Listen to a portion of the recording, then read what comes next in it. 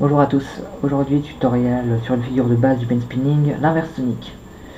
Donc l'inverse Sonic, c'est pas bien compliqué, c'est un Sonic qui fait 2 tours, et sauf que au lieu de ranger le majeur, le doigt 2 à l'intérieur de la main, on va le mettre à l'extérieur de la main.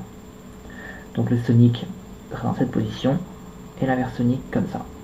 Explication. Je vous conseille pour le début, pour ceux qui débutent, de commencer en palm down, c'est beaucoup plus facile. Faire un inverse Sonic comme ceci. Et donc il va falloir enchaîner, commencer par une charge 2-3, c'est beaucoup plus facile. Et c'est beaucoup plus beau. Ça sert à rien de faire un inverse Sonic sans la charge au début. Un tour de charge, on passe en 1-3 et en 1-2. Je vais essayer d'aller très lentement, parce que bon, à part un ralenti, il n'y a pas besoin de beaucoup plus d'explications. Comme ceci, comme ceci. Je le refais, hop, voilà. Pour comprendre le mouvement, vraiment, vous pouvez faire comme ça aussi. Moi, je l'ai compris comme ça le mouvement. Hop, hop, voilà. Vraiment, on prend entre le doigt 1 et 3, on fait passer le majeur au-dessus et hop, on le place. Voilà, voilà. Sinon, après, il faut apprendre à que ce soit bien fluide, bien droit, comme tous les Sonic, quoi.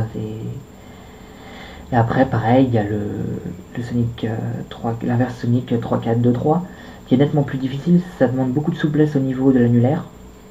Donc, à mon avis, il y en a, j'ai énormément peiné à apprendre, énormément peiné à apprendre cet inverse Sonic là. Et après, le Rise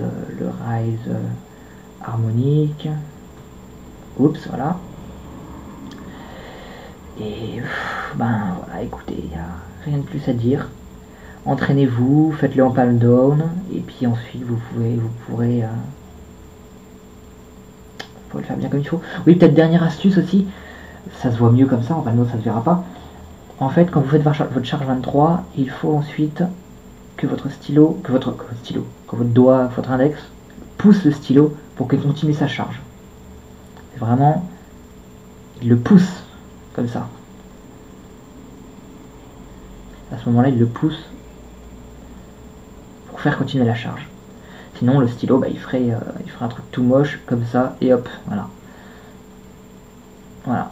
Là, c'est vraiment un coup de main à prendre. Après, c'est une figure qui se rate très rarement et qui est bien sympa à faire, à intégrer dans un combo. Au lieu de faire un Sonic, faites un inverse Sonic, ça fait plus de tours, c'est plus classe. Voilà.